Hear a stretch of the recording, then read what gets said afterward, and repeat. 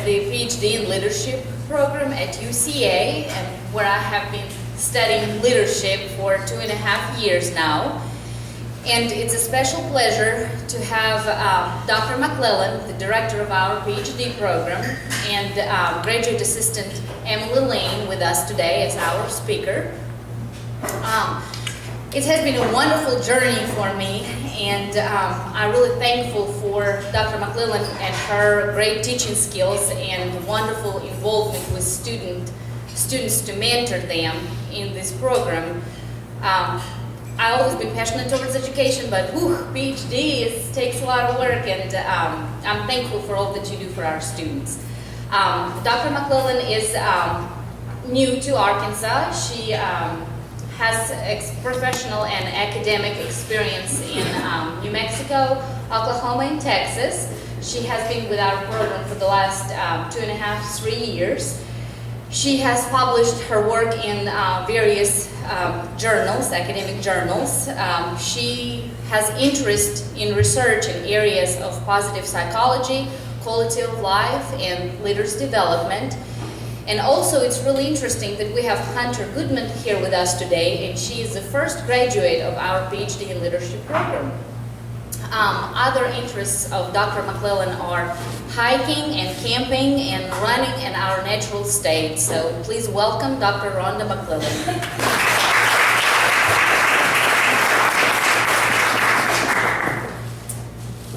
I'll have a switch of the computer as well to use our presentation. Thank you. I'm sorry, unfortunately, I don't. Well, let me show this before we go on. There we go. Oh my gosh. Is that good? Thank you. This, the picture that you've just seen, and you'll see a collage here in a moment, those are my 2 children, Isaac and Dava.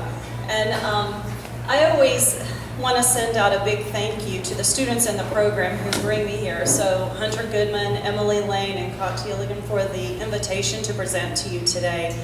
I was assured that talking about my love of the PhD program would fit in very well with today's luncheon. So we're going to tell you a little bit about our program.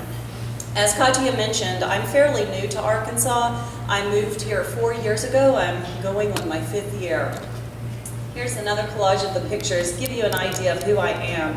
I grew up in Oklahoma, was a small town girl, taught at a community college for 10 years, and then transferred to teaching graduate students at New Mexico State University. It was a very bicultural area. Spent a lot of time taking students back and forth across the border from El Paso all the way to San Diego and Tijuana. So I think to some degree it speaks to the very highfalutin research-based survey that I took not long ago on Facebook. I don't know if you all do those personal inventories. It came out, my results came out that I am an artistic adventurer, and I think that really fits me well because I love beauty. I too enjoy being in nature. That's why Arkansas does fit me well. Hiking here and seeing the beautiful trees and waterfalls, it speaks to my heart and rejuvenates my spirit. So I believe this is a wonderful place to raise my family. I'm adventurous because I think I love to take on great risks and challenges. I took on the PhD in Leadership program in its infancy. It hired a director at one point who decided not to come 2 weeks before the first cohort was to start its coursework. I was hired in December and then started the following fall in 2012. We were new, we really had no vision, there was no mission, and so together we've charted the direction of the program. I think it's headed in the right direction. So I say that it takes courage because often when you build something from nothing, you have endless possibilities. That's what I see, that we have opportunities to create great change in Arkansas. This is the vision that students, faculty, and I crafted back in the spring of 2012. You can see that at the heart of what we do, we believe that research and service are forms of leadership for the community. Are you all familiar with the Human Development Index? Does that sound familiar? And Measure of America? The Human Development Index was created by Sen who was the Nobel laureate of India, and a colleague, they decided that to develop the quality of a nation cannot be based on GMP alone, that it also includes other factors. Our students looked at this information, and I believe that we all garner around this notion of to lift the quality of life for Arkansans is our responsibility. So we believe that we prepare leaders to use research and service for creating change in the state of Arkansas, and the change that we're targeting is enhancing the quality of life for all Arkansans. We took words from John Gardner at our initial meeting.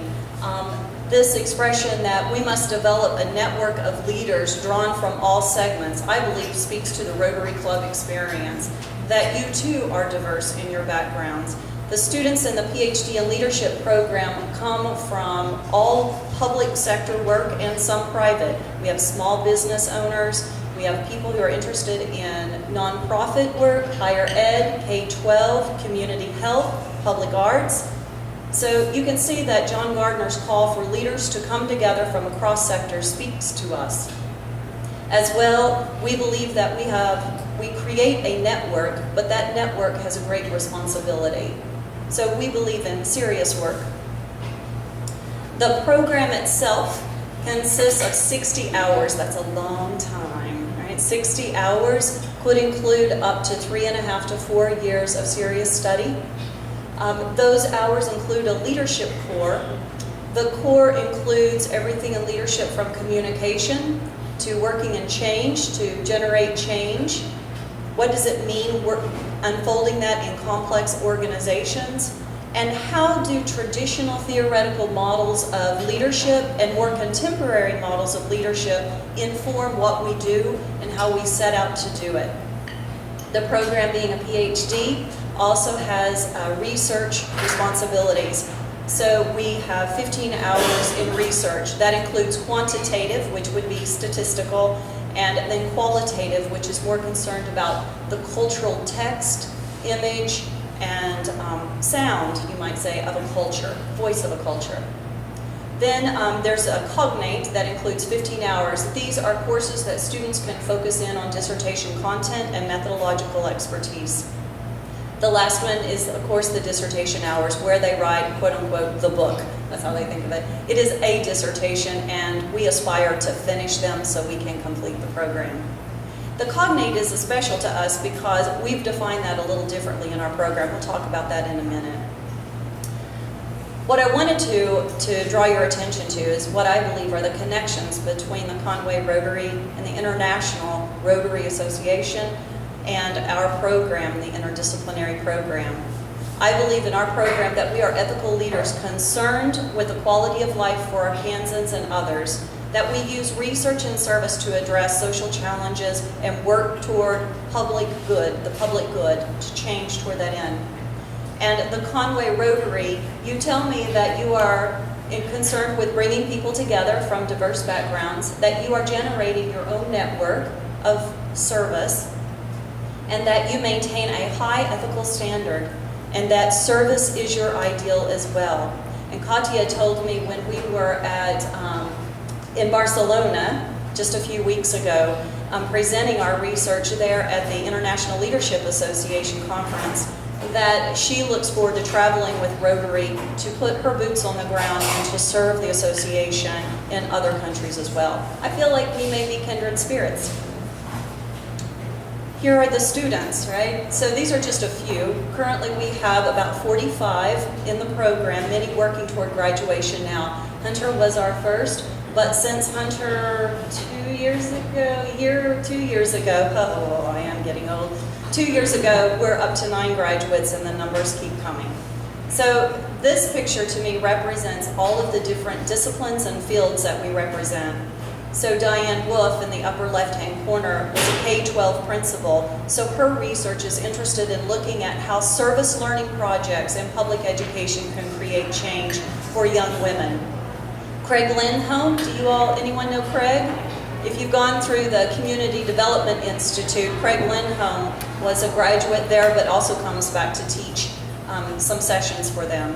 Craig is a city manager, so we also have civic officials and elected officials in our program, those who are concerned about how community development can draw and retain eclectic communities for the strength of the community.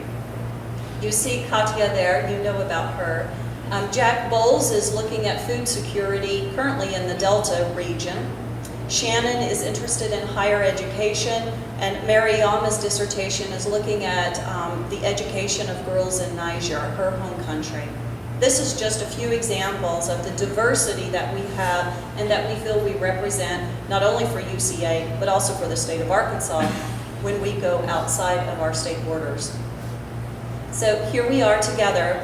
We bring together private and public sector leaders who use service, goodwill, and our expertise to do work for the public good. These are noble aims and aspirations, and I think we have to give ourselves pats on the back. At the heart of what we do, we believe leadership is service. It isn't an elite approach to life. It is something that we do because we care about the well-being of others. In the first night of orientation, I write students a letter, and in the letter I tell them that the work they're about to impart upon is done not so much for them, not for the other people in the room, but for the many silent voices that never have an opportunity to go forward and be who they aspire to become. So the work that we do is for them. So passion and commitment, obviously you can see that you don't take on the project just for a checklist, right? That you take upon a PhD program because you have aspirations larger than yourself. What you see here is representation of what we do in the program. I mentioned earlier the cognates that we have. We have developed in the PhD program opportunities to build partnerships with community members. We, okay, just to put it in nuts and bolts, I go to them, have a conversation, and say, what questions do you have that we might be able to address? So from those questions, we've generated a variety of service and research projects. Those research and service projects not only serve our community members, but then we're able to take those, wrap them into research presentations, and we take those to national and international presentations. And state, yesterday we presented at ASU, for example. This comes after presenting in Barcelona just a few weeks prior to that. So lots of boots on the ground. The pictures that you have here are representative of some of our projects. We've worked with, upper left-hand corner is a leadership workshop that we conducted over a spring with Stuttgart's Chamber of Commerce. We had students in the program. We talked about self-awareness and orientation toward leadership, and then how to gear that toward community development. We've worked with the Women's Foundation of Arkansas, looking at the economics of educating women. We worked with our own mayor's office here in Conway, putting together a parks master plan and putting together a research project that included a social network analysis of community developers and their goal to draw and retain college graduates. Currently, we're working with the Arkansas Tobacco Settlement Commission. We're wanting to know more about well-being in the Delta because we believe this vulnerable population and the clustered corrosive disadvantage of this particular region highlights many of the disadvantages that many, not all, many Arkansans face. So we're looking at issues of health, no doubt, but poverty, literacy, youth development, and food security play into that discussion. So we're presenting that data now. It's a primary focus for us at the time. It's all wrapped up in the notion of well-being. Well-being is defined by SEN as having access to and being able to exercise and be the person that you choose to be. And I think for many of us who come from such privileged background that this is important. Not everyone can acquire or achieve to be the person that they want to become. And so it is our responsibility to put things in place so that that can occur. So our voice, this is a bit of the media from the program, so you don't have to hear me talk. Hopefully it works. You might have to hit the play on that. Emily's going to get it for us.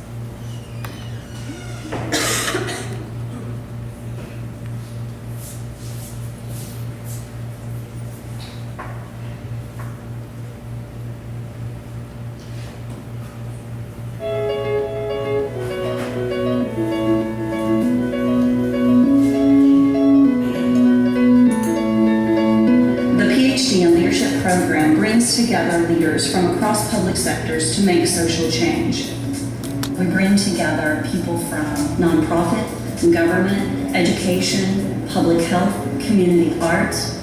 It's not just leadership for education or leadership for some particular areas. It's a broad-based sort of program. The LEAD program is, to me, very innovative, takes an interdisciplinary look at what communities need and how they can pull together to make things better. It's designed around what's called the human development approach, not just thinking about it in terms of GDP, but thinking about it in terms of education, health, all sorts of other issues that impact people's real opportunities in the world. Arkansas is at the bottom of the nation in terms of quality of life markers. And many of these factors intersect and demonstrate that Arkansas is in need of change. The LEAD program is relevant to me because I believe that it encompasses me with the tools necessary to be an effective leader of my community and facing the problems that we have throughout the state of Arkansas. But it also addresses problems not only in Arkansas, but also internationally. And so the LEAD program is all-inclusive. It is a place to grow. It's a place to enjoy the company with fellow scholars and also have your voice heard in a safe environment. I really appreciated the relationships that I've made with individuals within my cohort, and then also the support that I've gotten from my professors. They're truly interested in you as a person because they believe in this program, and I think that's something that sets it apart from any other program in the state. As the class went on, I talked less and less and students talked more and more. They took ownership, understood the issues, understood the material. That's been really exciting for me. Injustice anywhere is a threat to justice everywhere. I think we need to be willing to stand up and make a statement when we see people's human dignities being threatened. To be a leader, you have to be fearless. A leader is being somebody who cares enough to do something about the problem. For me, also to be a leader, you have to be a servant. And I always wanted to do something like I know my goal is to help. I want people, but I don't know how to do it or from what to start. And when I heard the leadership program, I thought it would be the best fit for me. If we really do believe that change needs to occur in Arkansas, then we can't do that within isolation of a classroom. We engage with external partners who are working to also make a difference for our Arkansans.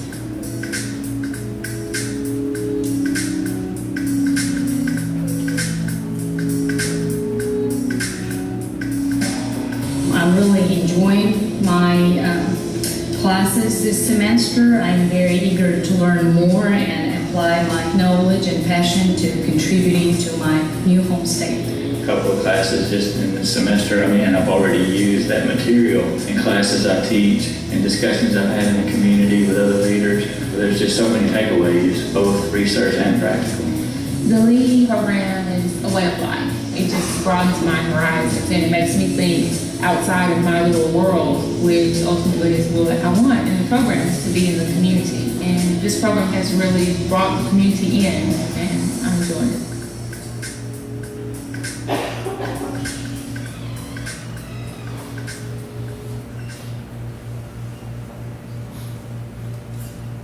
So big thanks to Emily for putting together the video. This gives you an idea. You don't have to hear my voice. Listen to the voices of students and to our community partners that we've been working with. Again, I mean, I think at the heart of what you do and what we do, we have a very common objective, and that is to improve goodwill, to serve others, right, and to create a better place for all. So we did a word cloud for you. This is of our program and of you. You can see commonalities as you begin to look at the words specifically. So we thank you for this opportunity of telling you a little bit about ourselves, and we invite you to think of ways that we might be able to serve Rotary. Please stay in touch. If you have any questions, we'll take those now.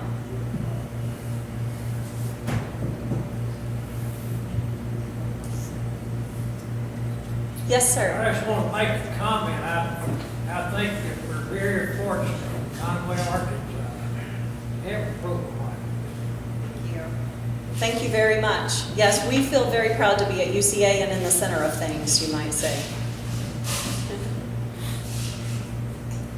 We feel very fortunate to have the university support as well. Yes, Hunter? Don't use me as an example when you're answering this question, but it might be a good way to just give some examples of what your alumni are doing as a theme. Some of the other alumni were working in various ways in our state. All right, very good. So Hunter is a great example, though. I don't know if you know of her background at what is now ANA. The Arkansas Nonprofit Alliance at the time was ACE, but Hunter was its executive director. I think I have the title correct. She is now working at the University of Central Arkansas in development. We also have Wes Alford, who was hired out of the program to work for the Department of Human Services, but UAMS stole him recently, and he's now doing organizational culture assessments. He evaluates the climate and culture of UAMS and then gives feedback on how to create a more effective culture. Lyle Rupert is at Hendrix. Many of you may know him. He works in what I think will soon be the College of Business there. Don't take that like, oh, Hendrix is going to have a College of Business now, but anyway, we'll see where growth takes us. We also have Hope Coleman, who works at Baptist, and her research was in spiritual leadership, and she's using her research to better understand culture and how one, as a leader, can promote a different kind of organizational culture given connections with spirituality. I'm trying to think. Malcolm Glover is also one of our graduates. He recently just completed. He is, I don't know if you remember Malcolm from NPR in the morning. He was their voice.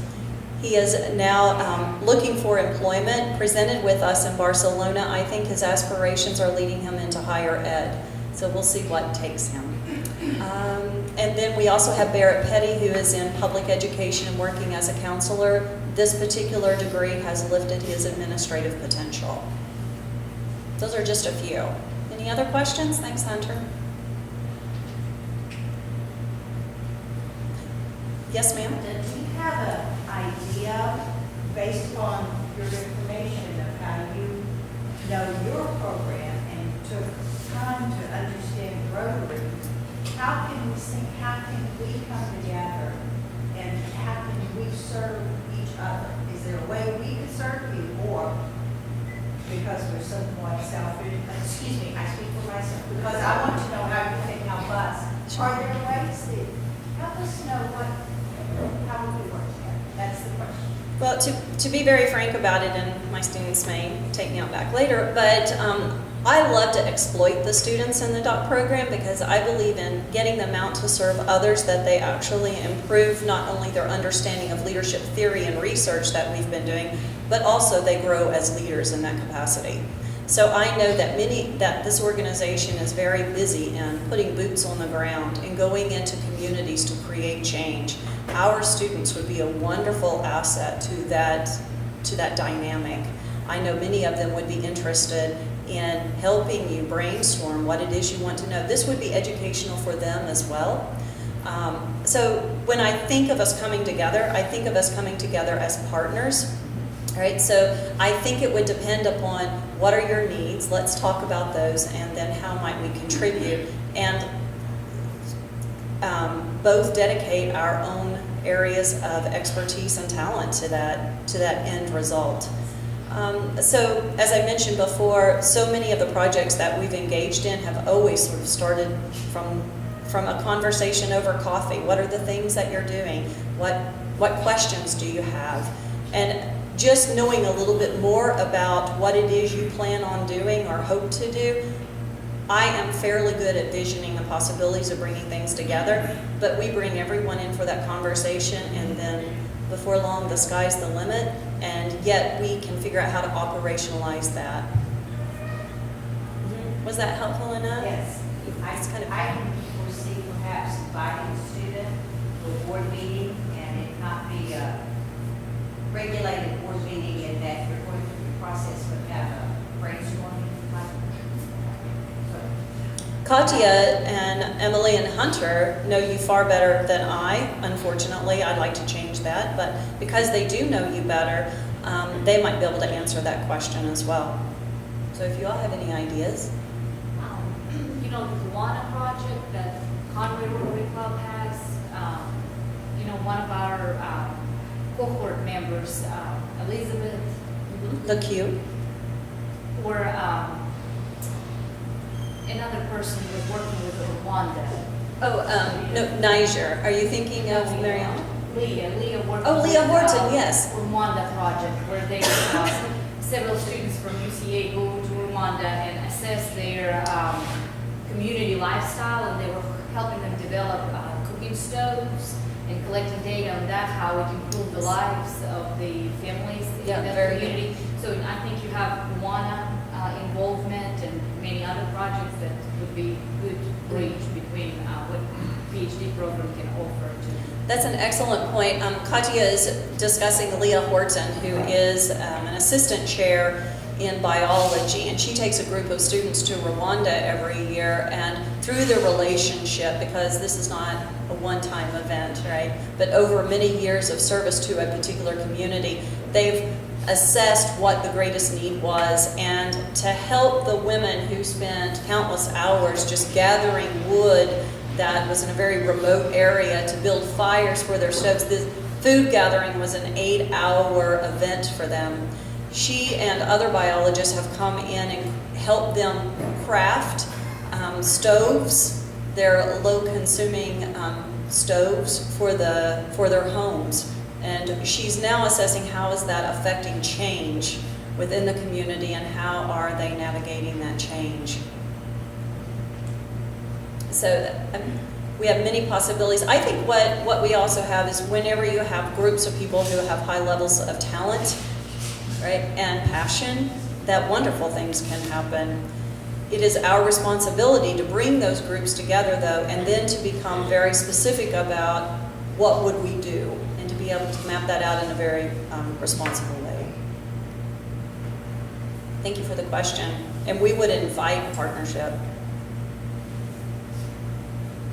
To be very honest with you, our work in the Delta again and again points out to us how much need we have even in the state.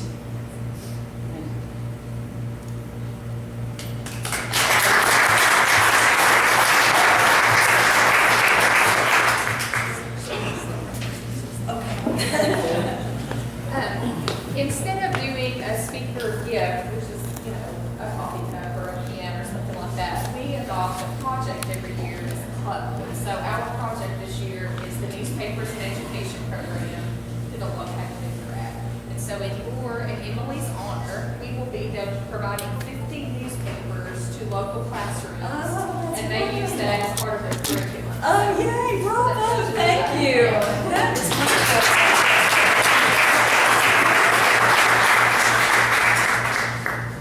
Okay, do you have any parting announcements from the floor? Yes. I still have Dazzle Days raffle tickets if anyone